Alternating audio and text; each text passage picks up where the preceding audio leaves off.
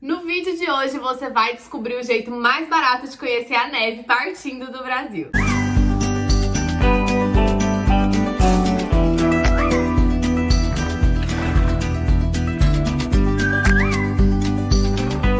E claro que se a gente está falando da forma mais barata de viajar para o exterior, a gente está falando da América do Sul. Eu acho que deve ter dois países aí na sua cabeça, que é a Argentina e o Chile. A Argentina realmente é muito barata para você ir, por exemplo, para Buenos Aires.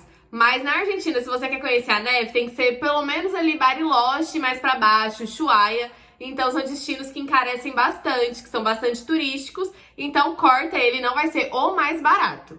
Então entra aí a segunda opção, que é o Chile. Santiago, que é a capital do Chile, dá pra você ver a neve, conhecer a neve, fazer os esportes de neve de forma mais barata. Vale pontuar aqui e deixar bem claro que Santiago, na cidade de Santiago, não neva. O que neva é na Cordilheira dos Andes, que é bem próximo de lá. Então você consegue alugar carro e ir pra Cordilheira, ou então pagar passeios pra ir até as montanhas conhecer a neve. E não é só porque não neva na cidade que não faz frio. É bastante frio na época de inverno em Santiago, só realmente não neva na cidade. O período de inverno lá é entre ali a última semana de junho até a última semana de setembro. Mas se você quer, assim, uma forma garantida de realmente ver a neve, eu indico você ir ali pro final de julho e no mês de agosto. Que aí, realmente, apesar de mudanças climáticas, se a neve atrasar ou adiantar, você consegue ter ali neve nesse período. Vamos então aos preços, né? Quanto que custou essa viagem? Eu vou começar falando sobre a passagem aérea. E isso torna, né, o Chile um destino bastante atrativo, porque as passagens para lá são baratas. Eu paguei R$ 1.400 na ida e volta da minha cidade, que é Palmas, Tocantins, para Santiago. Então, se você mora aí em Brasília, São Paulo, Rio de Janeiro, que as passagens costumam ser mais baratas, você consegue achar bem mais barato que isso ainda, né? Direto eu recebo promoção de 800, 900 reais e de volta pro Chile. E eu fico tipo, meu Deus, muito barato. E eu acho que mesmo com esse aumento que tá tendo aí nas passagens aéreas, você consegue achar um preço ok, né? Por 1.400 eu acho, assim, um preço ótimo pra ir pro exterior, ainda mais conhecer a neve. Dessa vez eu não fui sozinha, eu fui com meu namorado, né? Nós fomos em dois. E de hospedagem a gente pagou R$ 1.200 por 10 dias em Santiago. Dividido aí por dois, ficou R$ 600 pra cada. A gente pegou um hotel que ele era bem no centro da cidade e próximo a uma estação de metrô. Quando vocês forem pesquisar aí as coisas pro Chile, principalmente hospedagem, vocês vão ver que tem bairros mais chiques, mais caros e tudo. Então a gente optou por ficar no centro, que era mais barato, e ali próximo a gente tinha restaurante, estação de metrô, ponto de ônibus, ponto de táxi, loja, tudo ali que a gente conseguiria conhecer, inclusive pontos turísticos, vários pontos turísticos. Tava ali no centro, então isso já deu uma economizada também em questão de transporte e a hospedagem ficou mais barata. Ah, e o nosso hotel tinha café da manhã e tinha aquecedor também, né? Como eu falei, a cidade faz frio. Então ele supriu a gente aí já nesses dois quesitos. O café da manhã não era, nossa, aquela mesa imensa, mas tinha, assim, algumas opções legais. E pelo preço, né, gente, compensou bastante. Outro custo que eu tive foi o de seguro viagem. Eu paguei R$ 150 pelos 10 dias. Só que muitos cartões de crédito têm um benefício, né, de que quando você compra passagem aérea por ele, ele te dá o seguro viagem. Então fica atento que pode ser um custo aí que você pode cortar da sua lista. Nós fomos conhecer Viña del Mar e Valparaíso, que são duas cidades litorâneas ali próximas a Santiago, e a gente acabou dormindo uma noite lá. E como era só uma diária, a gente pegou um hotel com a diária a R$ 350, então dividido para nós dois, ficou para cada um R$ 175. E, né, como foi só uma noite, a gente pegou um hotel melhor, tinha banheira no quarto, o café da manhã tinha várias opções. Realmente foi, assim, um upgrade, afinal era só uma noite. E a gente já tinha pagado as 10 diárias lá em Santiago, né? Então a gente deixou a mala, deixou tudo lá e levou só uma mochila pequena pra passar o dia em Viña del Mar, dormimos lá, no outro dia passamos o dia em Valparaíso e voltamos pra Santiago. Essa parte que eu falei até agora foram aqueles custos que a gente vai pagando ainda aqui no Brasil, né? Antes de ir pra viajar. E aí, na viagem, eu levei mais R$ 1.000, que aí esses R$ 1.000 supriu os custos de tudo lá que não estão citados aí, que seria alimentação, transporte e os passeios. Então, realmente, assim, foi R$ 1.000 pra uma viagem de 10 dias. Até hoje eu fico, tipo, de cara o quanto foi barato, assim, né? Mas lembrando que fomos em duas pessoas, então as refeições, geralmente, quando vai em dois, ficam mais baratas porque você racha a conta ali no meio. E claro que eu tenho umas dicas aí pra você economizar ainda mais nessa sua viagem pra Santiago. Mas já aproveitando essa pausa aqui rapidinha, deixa o like aqui nesse vídeo, se inscreve no meu canal e me segue nas outras redes sociais, no Instagram e no TikTok, que eu tô falando bastante sobre isso por lá. O total, então, dessa viagem, somando tudo que eu falei pra trás, passagem, hospedagem, passeio, alimentação, transporte, tudo ficou em R$ 3.325 por pessoa.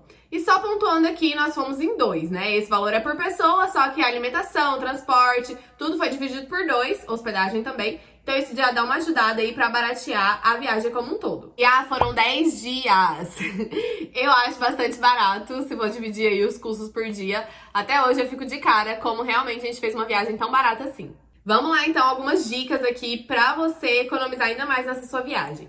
Não troca todo o seu dinheiro aqui no Brasil e leva já em pesos chilenos. Leva um pouquinho, a gente levou realmente uma quantia para praticamente pagar o transporte do aeroporto até o nosso hotel. E de lá a gente foi numa rua que chama Rua Augustinas. Lá tem casas de câmbio dos dois lados da rua, assim, é cheia de casa de câmbio mesmo. E lá você consegue uma cotação muito melhor do que aqui no Brasil.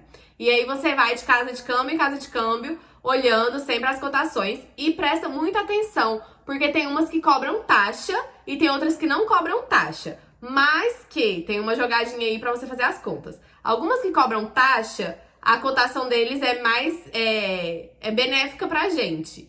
E as que não cobram taxa, às vezes tá incluso, né, essa taxa na cotação. Então tem que fazer uma continha aí, ver o que realmente tá valendo a pena pra você trocar seu dinheiro lá. No nosso caso, o que compensou mais foi trocar na casa de câmbio, que a taxa já estava incluída na cotação. Mas isso não é regra, então realmente faça a conta aí. Pode ser talvez no dia que a gente foi trocar o dinheiro, na quantidade que a gente tinha. Então realmente vale a pena você fazer as contas antes de bater o martelo. E agora essa dica, ela é tipo essencial pra você que quer ir pra fazer esporte de neve, pra conhecer a neve e tudo, e não tem roupa adequada, né? Roupa impermeável.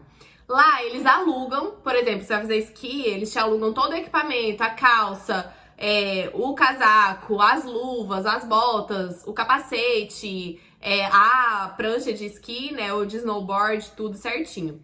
Só que alugar tudo isso vai sair muito caro.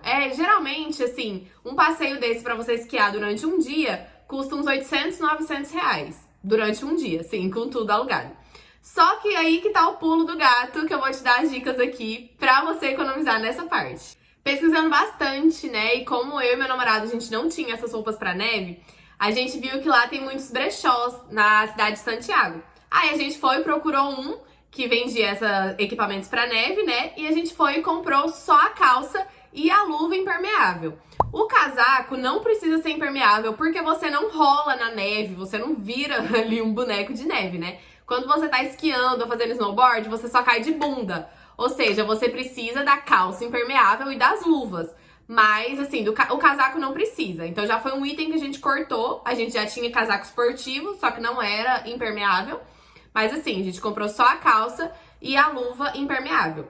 O valor, né, dessa calça já usada e da luva já usada também no brechó foi mais barato do que se a gente tivesse alugado. E isso ainda ficou pra gente. Então, toda vez que alguém aqui da minha família viaja, ou a gente mesmo viaja pra neve, a gente leva, a gente já tem isso com a gente. E outro ponto também é que todo mundo lá na pista de esqui já vai ter alugado a mesma roupa que você. Então, assim, as fotos, tudo lá, tá todo mundo igual. Pelo menos quando você compra, né, num desses lugares de brechó, você tem ali sua própria roupa, você consegue diferenciar das outras pessoas. Fazendo dessa forma, então, você só vai precisar alugar realmente os equipamentos de esqui ou de snowboard. No nosso caso, a gente fez snowboard, então a gente só precisou alugar a bota, a prancha de snowboard e o capacete que já vem junto.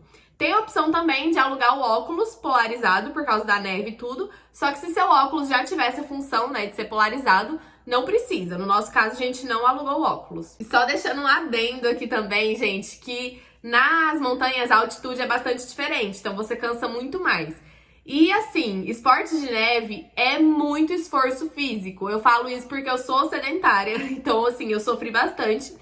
Porque já dificulta, né, a questão do oxigênio em cima das montanhas. E porque a prancha é pesada, a bota do snowboard e consequentemente do esqui também, né? Ela não te dá mobilidade, então, tipo, você meio que perde essa função do seu tornozelo de dobrar o pé. Você tem que levantar mais a perna pra andar. Então, assim, é bastante cansativo. Então, se você tem essa intenção, eu já indico você aí entrar numa academia, começar um esporte, para realmente ir adquirindo resistência. Outra forma de economizar também nessa questão de esqui, snowboard, é você escolher como vai para as montanhas. Então, lá eles colocam muito medo na gente para não subir a Cordilheira dos Andes de carro alugado e tal, porque é muito difícil e tudo. Só que muitos turistas sobem, a gente viu bastante turista, inclusive, subindo lá de carro. Não é, nossa, a estrada mais tranquila do mundo, mas também não é muito difícil assim. É cheio de curvas, tem um horário que só sobe, um horário que só desce. Tem que estar muito atento, tem que estar com o freio funcionando assim perfeitamente bem. Mas não é uma coisa impossível, igual eles pregam pra gente, que nossa, é muito difícil. Dá pra ir. No nosso caso, como a gente estava em dois, não compensou alugar um carro pra subir até as montanhas. Então a gente foi atrás de uma empresa de turismo que fazia isso. Em geral, as empresas, né, elas levam a gente pra subir a Cordilheira dos Andes em duas estações, que é a Farellones e a Vale Nevado. A Farellones é uma estação para amadores, então se você não tem experiência de esporte assim de neve, você provavelmente vai conseguir esquiar ou fazer snowboard em Farellones. E tem a Vale Nevado, que é mais acima, e é para quem já é mais experiente, é uma pista bem mais difícil.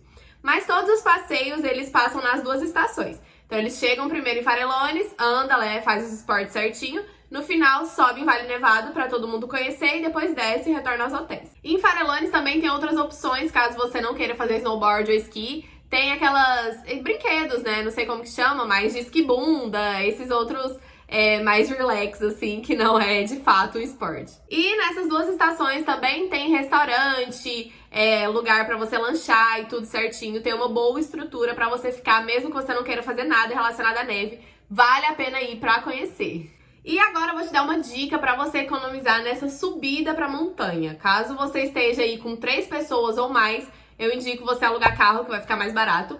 Mas caso vocês estejam em casal, como foi o nosso caso, ou sozinho, compensa mais você fazer o seguinte: não seja desesperado. Chegou em Santiago, vai conhecer um pouco a cidade, dá uma andada nas ruas, vai pegando o telefone de todas as empresas que você encontrar pelo caminho que fazem esse trajeto até as montanhas. Então a gente andou aí, realmente fazer snowboard foi bem no final da nossa viagem, depois a gente conhecer bastante tudo, pegar várias indicações, entrar em contato com várias empresas para saber quanto eles cobravam. Em uma dessas nossas andanças pelo centro de Santiago, a gente parou no Mercado Central e viu um folheto de uma moradora lá de Santiago que levava turistas, né, para subir a montanha.